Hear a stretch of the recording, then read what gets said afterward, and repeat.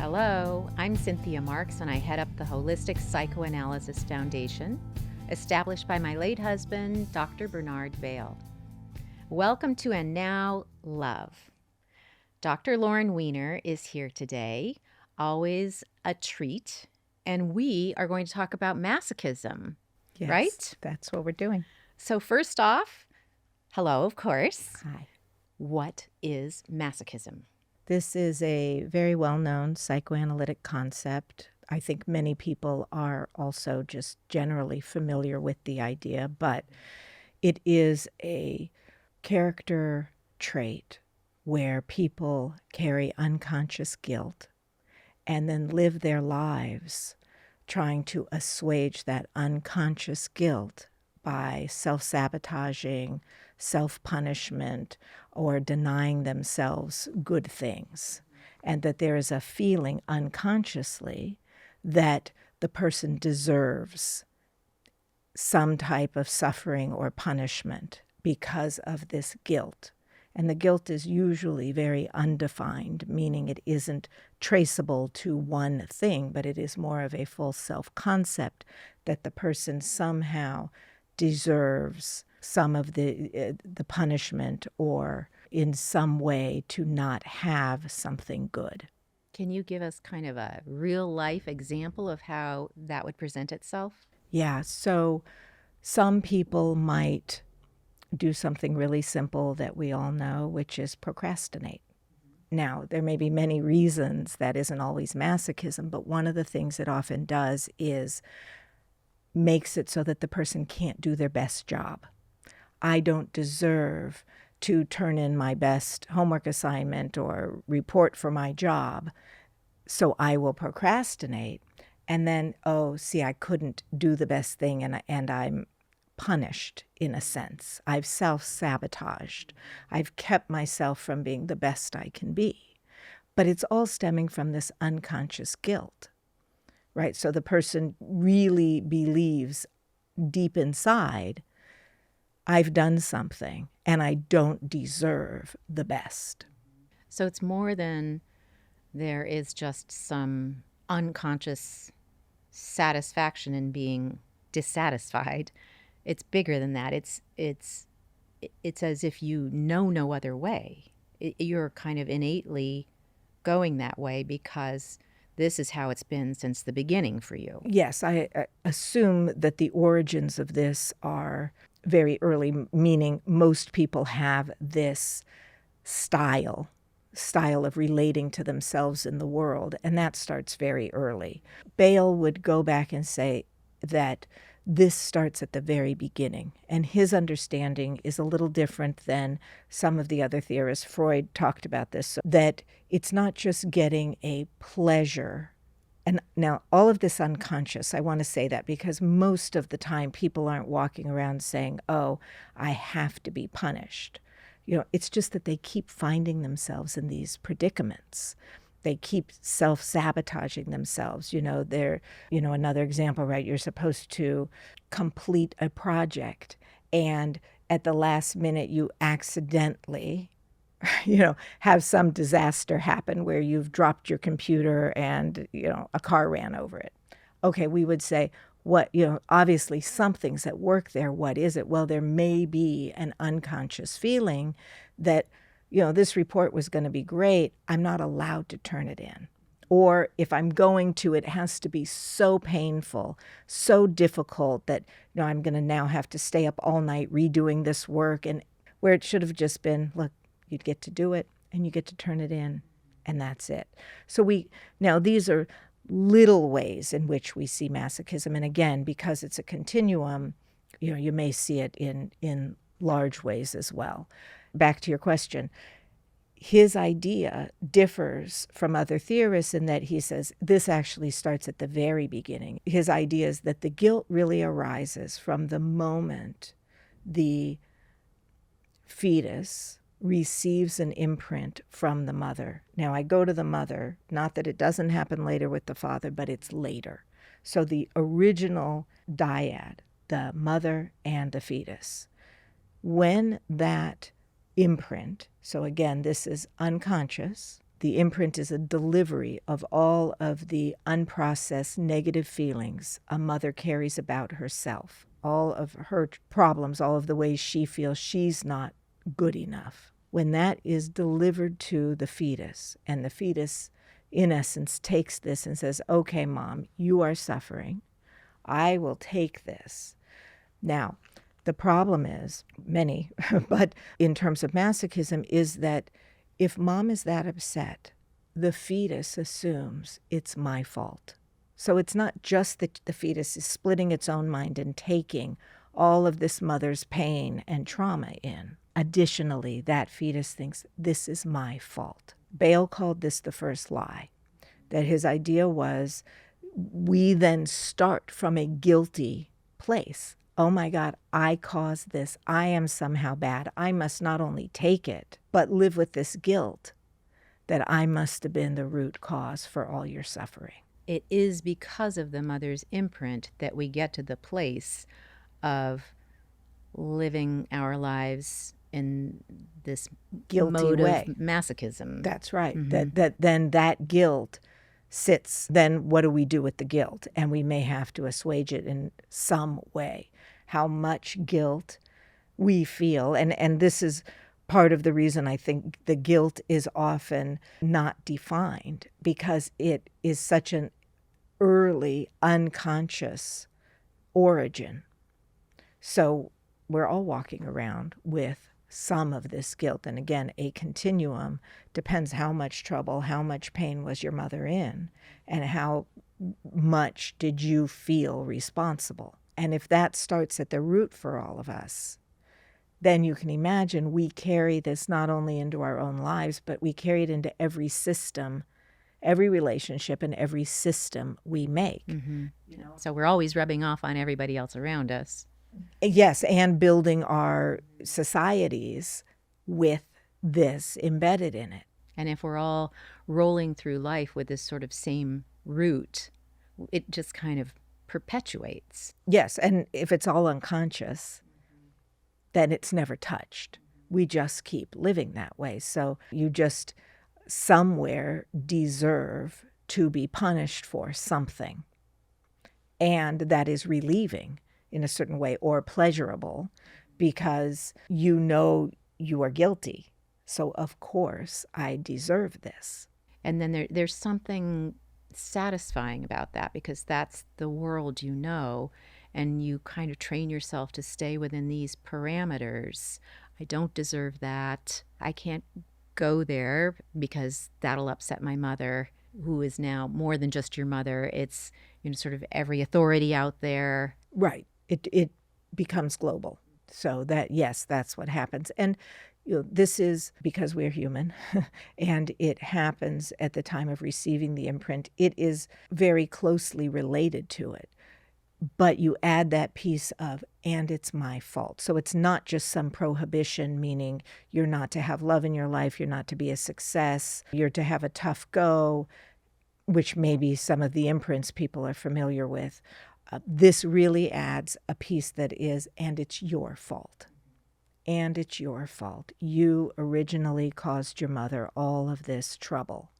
It's your fault. And as you said, it's the original lie. But in our lives, we're like, oh yeah, I get that. It's my fault. So of course, this is where I am. It's my fault. And all unconscious. So we have to all look at ourselves and say, okay, where are we masochistic? Where do we punish ourselves? Self-sabotage. And later theorists added that you will deny yourself pleasure in other ways. So it's not necessarily only punishment, but maybe I'm just not entitled to good things. Or if there's something good happening in my life, I may start to feel too guilty. And then I either have to undo it or stop being a part of whatever that is, because there's no way I get all of that good experience. I'm too guilty. I don't deserve that. And then there's the other idea about guilt, in that at some moments we feel a little uncomfortable because we did something that we know was maybe not in the best interest of someone we care about. That's a whole different thing. Is that right? It's Yes, there's a lot to talk about in terms of guilt, and some of that is appropriate guilt. That's a more mature place where you can then make reparations. I mean, potentially, if you understand it, in yourself, you say, oh, I did something I don't feel comfortable with, right? And a lot of that is more conscious, right? We know we did something. This is truly so early and so unconscious, because when we receive that imprint, we split that off. And that we deny this in our own minds. We split our own minds unconsciously so we don't have to feel that pain of receiving the imprint ever again. The problem is once you've walled something off, you don't know it's there, so you don't have anything to connect it to. We're just completely unaware that all of this has gone on. when we're walling this thing off, are we walling off the mother's imprint to protect it, or are we walling off our true self because that shouldn't bubble to the surface because we have to be so busy taking care of our mother's feelings? I think what we're walling off is the pain associated with receiving this imprint, this package of negative feelings. Doesn't come in a benign way. It comes with can imagine a slam. This is incredibly toxic, incredibly painful to the psyche. We don't want to feel that again. It's awful. So we actually wall it off to protect ourselves from ever feeling that again. Now, what it also does is it keeps us separated from our true selves. It keeps us holding all of mom's pain in an imaginary way, really. We are imagining that fixed mom. But the walling off is primarily to never feel that pain again.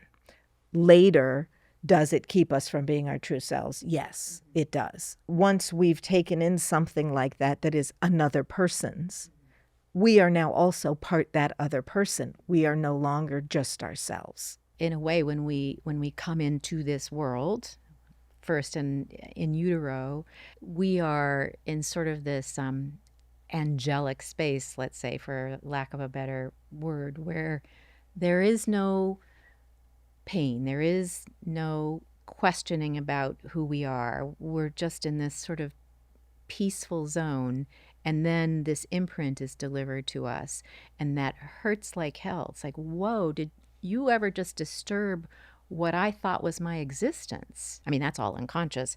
Unconscious. In utero, and you think, I don't like that. I don't like that. And so you separate yourself from the pain. Yes, you go, it's sort of like somebody detonating a nuclear bomb in your mind, and you go, okay, well, that almost killed me. I don't ever want to touch that again. Mm-hmm. So here are my new circumstances. Push it away. Wall it off. And we see this in dreams. I know you and I have talked about this before, but I'll repeat it because you see people in dreams, people will have a baseball bat. Somebody will come up from behind them and attack them with a baseball bat. They take a huge blow to the head. Often you will have patients have dreams where they are shot in the head, or a ball comes at an exceedingly high speed and hits them in the head and they fall backwards, or they jump off of something high and crack the head. So you actually start to, if you listen long enough to everybody, you start to see these types of things repeat, and they're all telling you something, after you explore them, about how painful it is to receive an imprint. And most of these, I think, are even underplaying the level of pain. With enough work in this sort of therapy that you're doing, most people get to the place where they have a dream like that. And for you, it's probably not shocking. You're like, well, yeah, I mean, we're basically pretty much everybody has had that experience in utero. Yes. Yes. So at some point, you typically get some dreams that will talk about this. It's a very interesting area because there are all kinds of dreams that tell us about these very early experiences and how people are, both how they receive this imprint and how painful it is. And also you can start to see people will, all of a sudden the thinking gets very fuzzy and they thought they parked over here and they can't get back to the car and the street is different. But I knew when I walked over there, it looked exactly like that. And now I'm completely lost. And so you start to see where these shifts happen after an imprint also, right, of where it gets the person off their center. What will happen is you start to see the enormous confusion after an imprint as well. So we can start to follow and see, all right, this is what it does to the mind, all unconscious. So you may look at this lovely little baby that's born and say, oh, great, and everything looks perfect and hits all its numbers and everything is fine. It just doesn't mean there hasn't been internal psychic damage. And it's all unconscious. And we're all walking around with it more or less. You know, some people are lucky and they have very mild imprints. For most of us, that's not the case. And we've taken a real blow. And it's changed us, fundamentally changed us.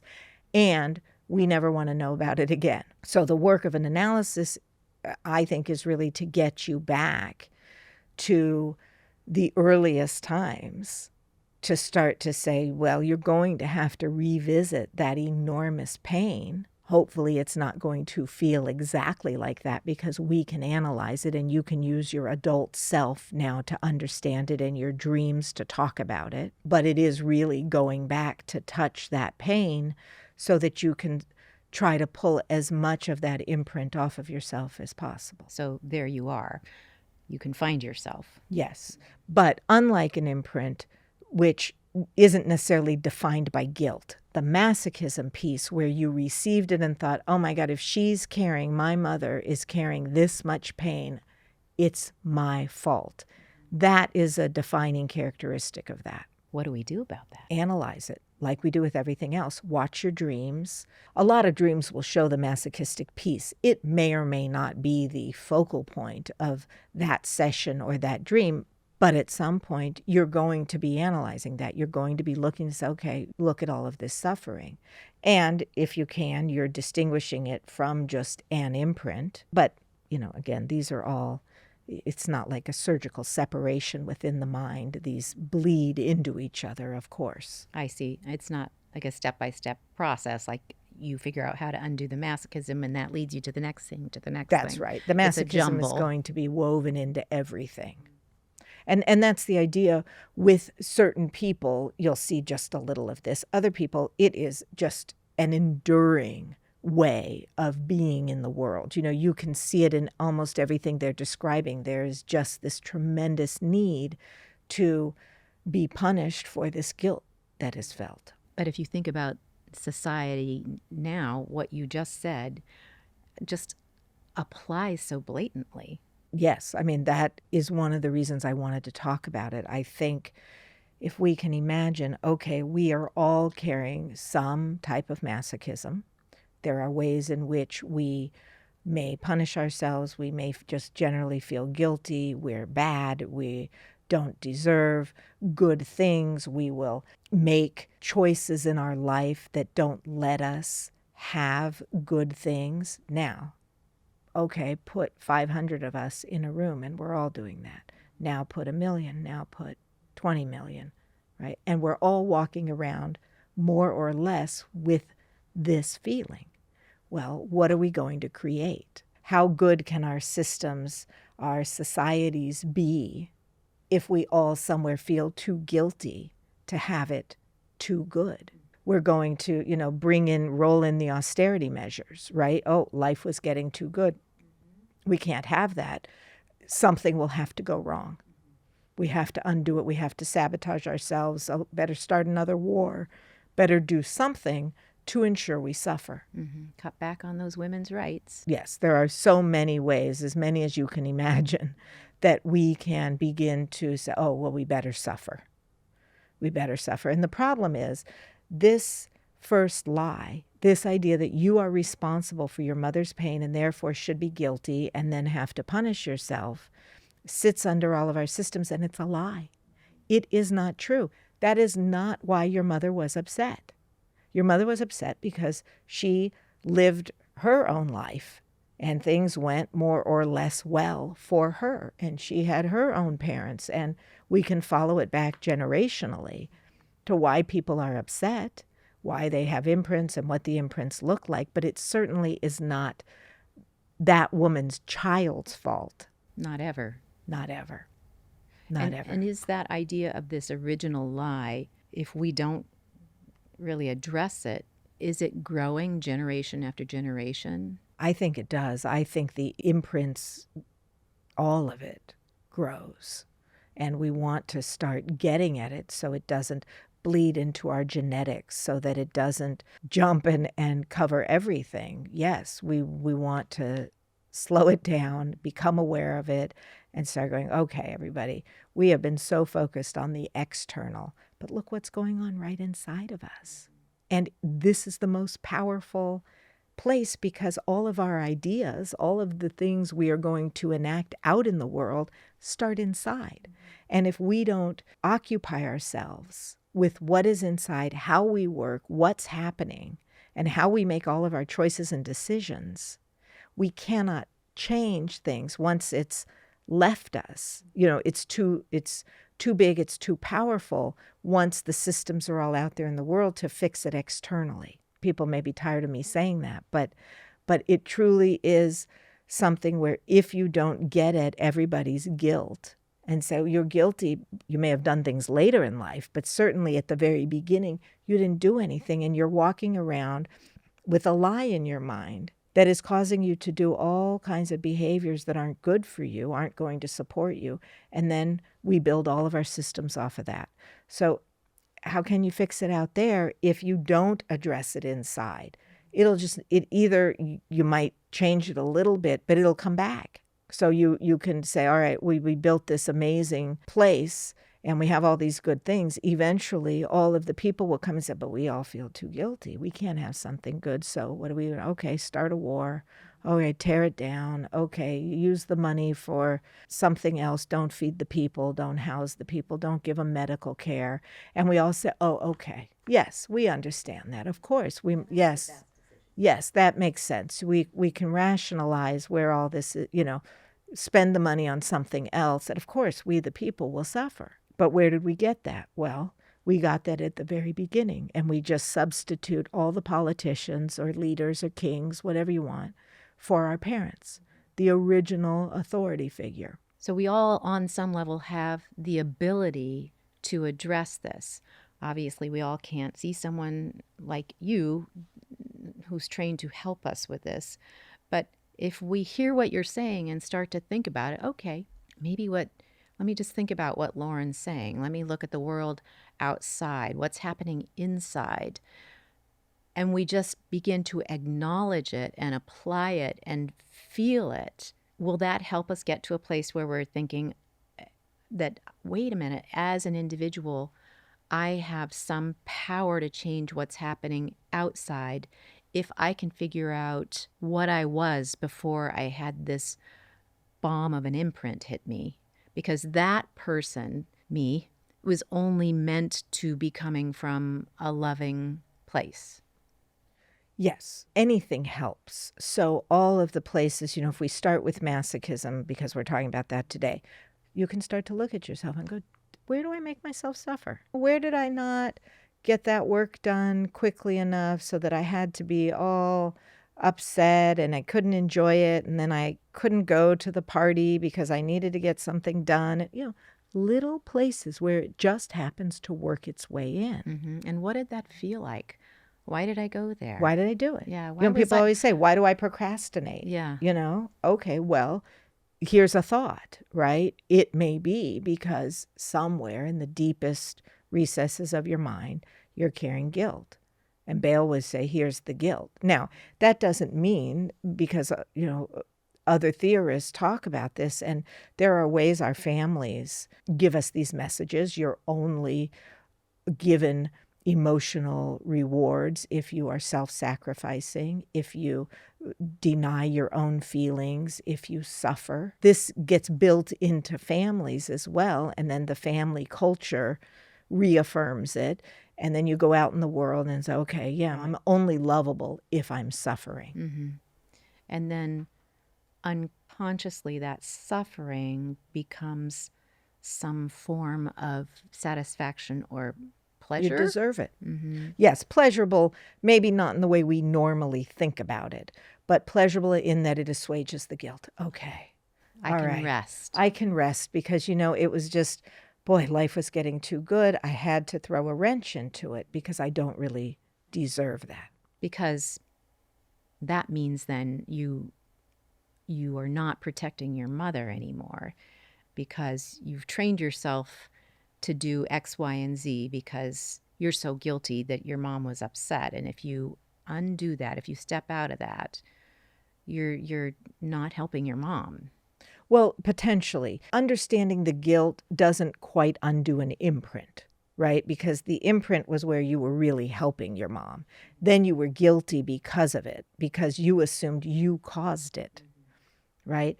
Yes, we have a problem there, which is if you start to say, what if I'm not guilty, right? Then what we're really looking at is, oh my gosh, my mother is not the idealized figure I thought she was. Maybe she came damaged. Whoa. Right.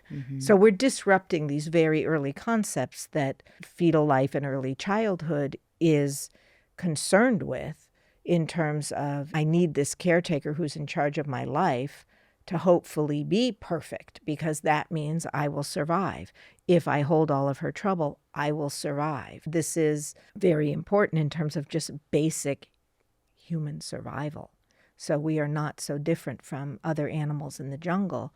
We have to survive. We just do this all unconsciously inside. We jump through all of these, hoops and twists and turns and turn ourselves into pretzels, trying to manage all of this emotional damage. You can see it in dreams that human beings do it. And actually, maybe this is a good time because you were kind enough to volunteer 2 of your own dreams. Yeah. So that we could share with people, just to give an idea of how dreams might talk about masochism. Now, sometimes, as I said, it's not the main focus, but the dream is riddled with it and you'll see it. And sometimes you're going to interpret that. And sometimes you may or may not, depending on the content of the dream. It may not be the most salient piece in that session, but often you're going to see it and you know that you will circle back around and get to it. Because more dreams will continue to lead you there. Absolutely. Okay, then. All right. In my dream, there is a man who just finished writing a book. I'm not actually part of the dream. I'm watching the dream. He seems to be in his early 40s. He has dark hair, wears a white dress shirt and black slacks. He is a psychologist or a psychoanalyst or something similar. His book has a white book jacket with a title written out in fairly bold capital letters. It says, "Life is torture." I wonder if people will want to read this book with such a miserable title. If we were really working, I would let you start to tell me about what comes to your mind. What does it make you think of? What were your feelings in the dream? Who is this man? What do you imagine? Tell me about the title, all of this. We're not going to do that here today, but I think people can get the flavor. Oh my gosh. Here's the book. Life is torture. So it gives us a sense of your feelings at that time that you were trying to talk about. Say, here's a piece of it. Oh my gosh, it's going to be so hard. I mean, we could question, right? Is this the book of life, or the manual for how it goes? And this was a dream of a few years ago, and I can think back to those times when I was pretty fearful of undoing everything I thought was a known entity about my life. Like, no, these are my parents. Everything's just wonderful. These are my relationships. Everything's great. And I was afraid to deal with the truth of myself. It was scary and vast and unknown. Could possibly put me in a place that was way worse than this other place that I had molded for myself. Yeah, so you say in the dream, right, who's going to read that book? Yeah. Which is a way of saying, it's resistance, right? Oh my gosh, I don't want to read this book. And nobody else does either. I'm not alone in this. Right. Everybody's on my side. See, why would you do that? Why would you do it? I don't even want to read this book at all. I don't want to look at it. But it is letting us see, but here is what I have felt life was to be: torture. This may touch on an imprint. This may, depending on what was going on in your life at that moment, what the stimulus was for this particular dream, we'd want to be thinking about all of that. But it also gives us a sense that how is this person going to be living his or her life, your life, if life is to be torture? You're going to have to find a lot of things that make it torture. That is a piece where we see the masochism come in. Now, I expect we would see it in a lot of places, because if life is to be torture, we're not going to see a lot of fun. We're not going to see a lot of things that feel great being allowed in right away.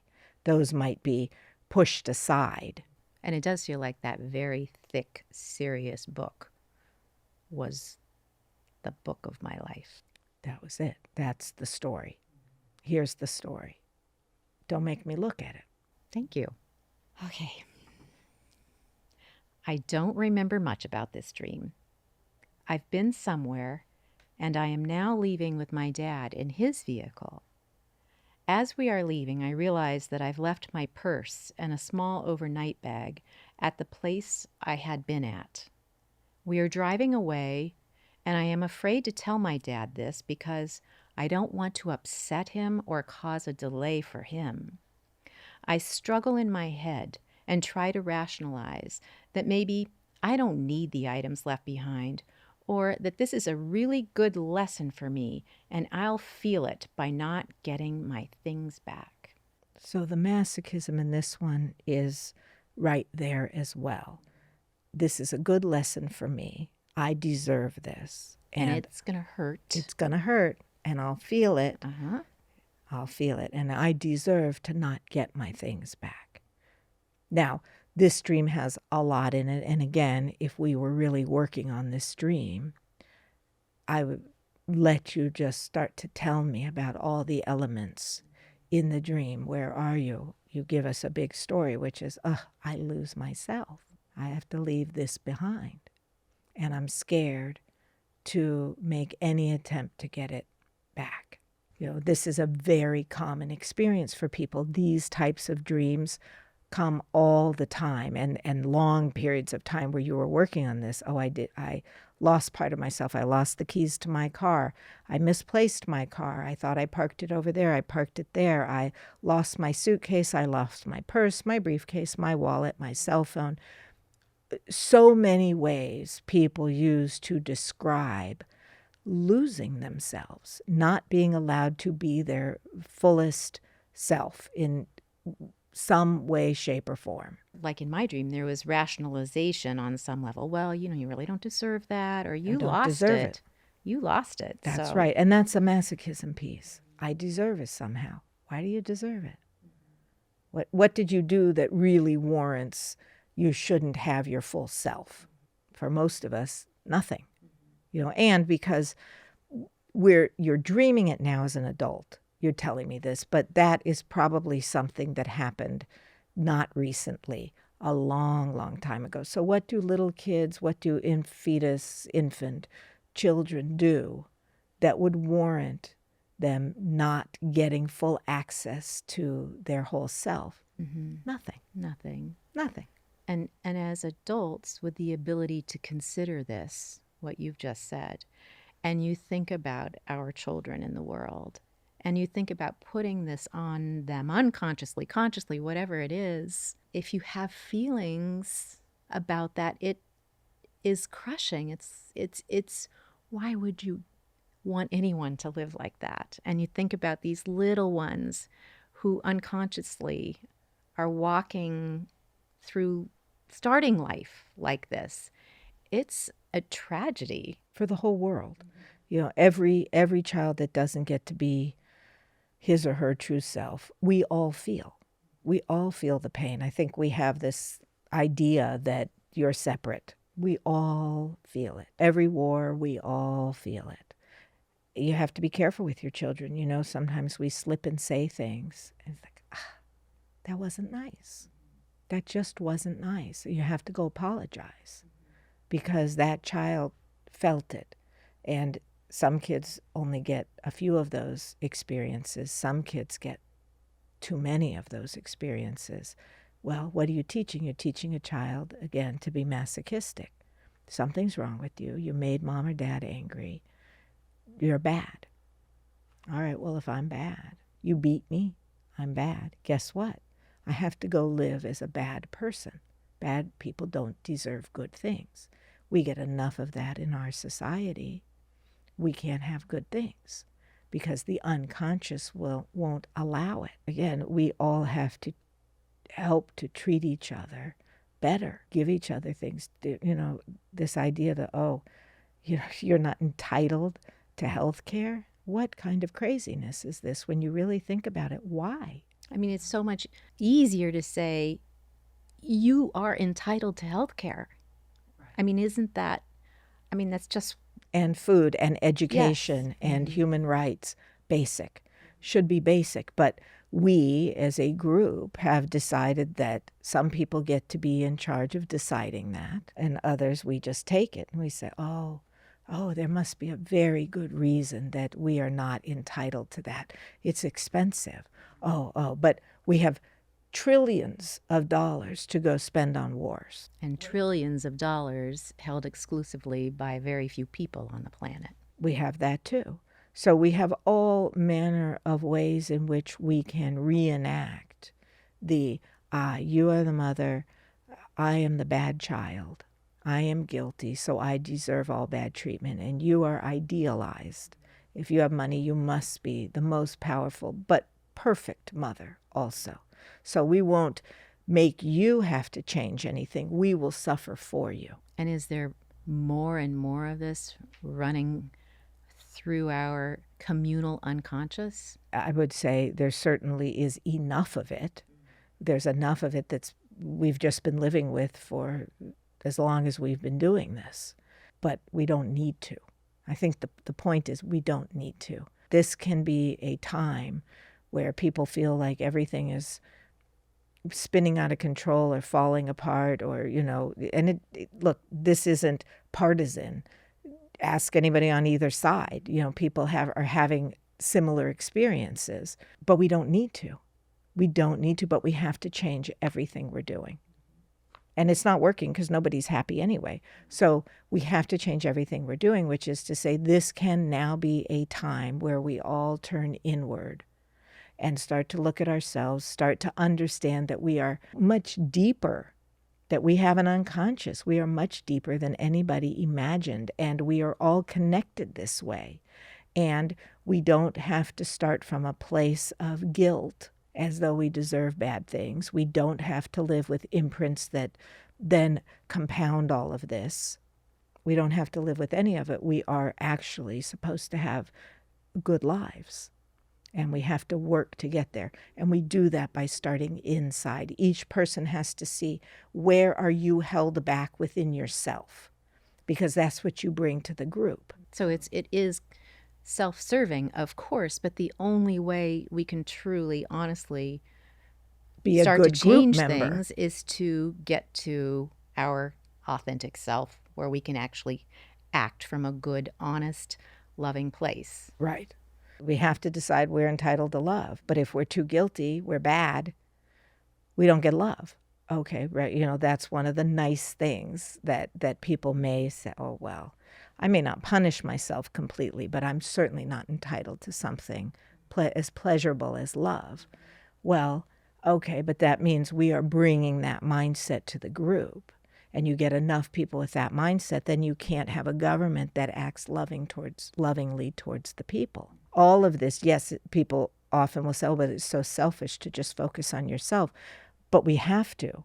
You have to do it. You have to really understand yourself and how you work, and that you know that you have an unconscious, a part of you that you're completely unaware of, but that is actually what drives everything you do. And that lets you then, if you can work on yourself and understand that, you can be a better group member. So there is a selfish piece, but a healthy selfish piece, and then you give to the collective. And I think, too, if you can start to think about this, if you find moments where you have a glimmer, that thing that I just experienced, that was some kind of love and happiness maybe. That's different than what I feel over here in my little arena. And I don't even know what that is or how you get there, but if you see it and feel it, if you can really remark on that and give yourself opportunities to grow that feeling, that I think could help you understand that there's so much more to you than what you think there is, and that there is another way of being that is healthier, happier, more satisfying, more helpful to your community, to humanity. I mean, we're all only here because we're parts and pieces of the same thing. Right. Well, and I'll go back to your dream. Part of the dilemma is we're all carrying a book that says life is torture. And that's the operating manual. Right. Okay, I'm in. What else is there? How do you get a glimpse, right? If that's the operating manual, you have to, as you said, I think you have to keep an eye out. Are there any experiences that don't validate that that's the operating manual, that don't support that idea? Well, for some people, the way that locks into the lens you see everything with, it's too strong. It's too solid, so you don't even say, oh, well, I had that other experience. And wait, that tells me something new. Maybe you do. And if so, yes, grab that. Know it's possible. But I think people also have to start knowing we are all in some way, shape, or form carrying that book. We all just believe the human condition is to suffer. And it just isn't. I remember as a young teenager going over to a friend's house, kind of a new friend, but I was really impressed with her. She was this happy-go-lucky kid. I went and her whole family was there. She had a big family. I had a little tiny family. And they were talking and arguing and rolling their eyes and touching each other. And they laughed. They'd be happy and mad and happy. And it was so curious to me. And I remember riding my bike home and thinking, what is wrong with them? And I'm sure they had their issues like the rest of us, but they were showing each other some amount of love that was alien to me, and it didn't fit into my picture. I think that happens to kids a lot. They have a family culture. You grow up, you get a little older and start going over to your friends' houses. And suddenly, if your mind will allow it, you get to see that it's different. And sometimes that's good because it completely opens it. Sometimes the mind will go, oh, no, that's a problem. It's different. I recognize it's different, but we'll have to judge that as completely unacceptable or what is That's wrong what I with did. them, Yeah. right? Yeah. And sometimes it also makes kids go, what's wrong with my family? What is wrong with us that we don't do X, Y, Z? Why don't we hug like that? Why don't we sit on the couch together and watch a movie, whatever it is? But that's a good thing. It's a very good thing. That intrudes on life is miserable or torture. Life is torture. It intrudes. So we're looking for things, hopefully in the positive way, that intrude upon us and make you have to reassess everything you thought was true about the world, yourself, and others. And I think for me, when I was doing that and looking at this kind of family situation full of depth and love, and I still had to go back and live with my family that was not like that at all, I had to make it okay. So I had to make there be something wrong with what they were doing. And we do this all the time. Either it gets to shatter the ideas or it's too dangerous, too threatening, and then we pick it apart. Here are all the reasons that's not good. But they were angry, but they were yelling, but they were whatever it is, right? And we can say, oh, see, I don't have to now, I don't have to feel upset that I don't have that. Right. It's kind of a heartbreak. It's a big heartbreak if you really feel it. I think all of these are what we're looking for in ourselves. Are where do you not let yourself have a happy life? And that may be an imprint. And if it's guilt and God, I just don't feel I really deserve something good to happen, and I keep sabotaging myself and I keep undoing anything good. And if there's two choices, I will pick the one that makes sure that I suffer. Then you can see where the masochism is also driving things. And do you have any other little insights into how we, people without access to people like you, can begin to feel or think about this? I think the first thing is just knowing this exists, that we have an unconscious. And it's beautiful. You know, when whether you have someone to talk to or not, every night when you go to sleep, you have a chance to have, at least one dream. You may have many, and you may remember it. And at least you can start to be curious about yourself. This is not just defragging the hard drive. This is not just a biological reordering of stressors from the day. This is really a communication from the highest part of myself. And if I can at least honor that and know that I am capable of that and start to be curious, at least you may not have the help of somebody who can go through it all with you and understand, but at least instead of going that way, not knowing any of that is true, you can start to at least go towards this idea that, yes, we are much more than that. We have all of this potential inside of us, and it isn't external. The external world is amazing, but it's also incredibly distracting. We can all get busy with the latest technological advantage or political news or whatever it is. Go inside. You want really high tech?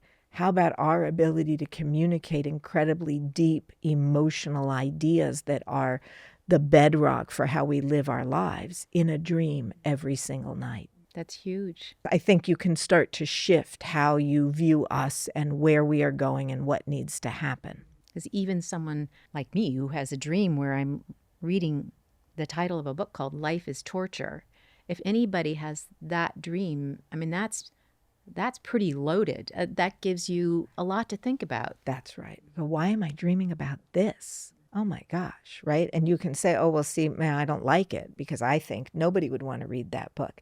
But we have to know ourselves a bit and say, okay, well, typically, if I take the time and the effort to make that the main focus of a dream, then it isn't because I don't need to know about that book.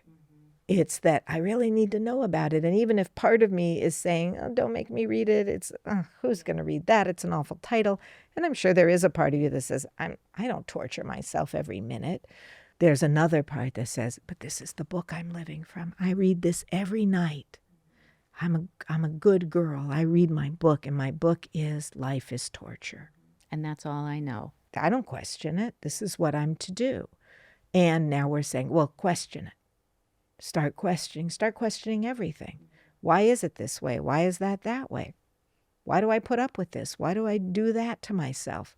Yeah, great question. Why? I say just give it a try. Just start asking these questions of yourself and think about the feelings related to the statements. So that's a place to at least start. I learned so much. It's huge. And to understand how masochism is sort of layered on top of our imprint. Yes, and really finds its way. It's not just our lives, but we are bringing this to everything we set up as humans. And we're all doing it, all doing the same thing. That's right. This isn't one where you can say, oh, but see, those people do it. The other does it, not me. Nope, we are all, as human beings, doing this. And Bale would say this all comes from the original experience of receiving an imprint and then feeling, and it's my fault. She was upset and it's my fault. Now, we do this again later with our fathers, but I'm starting where the fetus starts, inside of the mother, and this is the original blow. That doesn't mean later we aren't very occupied with our fathers or other people in our family. We are. Anybody who's taking care of us. That could be, two moms, two dads, whomever it is, aunts, uncles, cousins, grandparents, doesn't matter. We will take all of them in and also feel some guilt around it. But that is because the template is set down in the original dyad. And then we just live it out. we are the little babies, and anybody who's in charge of us is the idealized parent, and we take the suffering. You know, there are many more of us who are not billionaires than those that are. There are many more of us who are not the politicians in charge than those who are. And we take it. We do. It's normalized. We take it, and we have to. And they tell us, well, we can't do this or that. And we say, oh, we understand that. We would really like it. But we understand that that's not possible right now. Well, wait a minute. Hold on a minute. But you work for us. But you work for us. We want this. You can't say no. Figure out how to do it or give the job to someone else. But we don't ask that of people. We say, oh, you can't do it. We understand, right? So this is a problem because we're all living in this masochistic way. So I have to suffer. Yeah, I don't deserve the best. I don't deserve the best life. So and you're going to help me suffer. And you'll help me. I'll keep you. You tell me you can't do it. Great. I'll elect you to office 50 times. I will keep voting for you. So it's everywhere. But we can all take a sigh of relief or feel a little refreshed knowing that the most important thing you can do is to go inward, really, and find your own loving operating system, and you can do something. Yes. And if you can shift that in yourself, you may vote for somebody different. You may influence your neighbors or your larger group around you, even if you're just shifting the feeling. I'm no longer going to live that way. Why do you want to live that way? How about we get someone in office that wants to give us something good and feels I can do it? Instead, we say, oh, no, you know how the system is. Nobody can really change anything. Well, yes, if we continue to hold on to all of this and just keep our book with our operating systems, life is torture. Oh, right. Oh, yeah, of course it is. I won't ask for anything. I'm in the right place. That's it. Thank you. Thank you so much. Super interesting. Thank you so much. Thank you for joining us, and we'll look forward to seeing you next time. Stay with us and pay attention to us on your favorite social media site.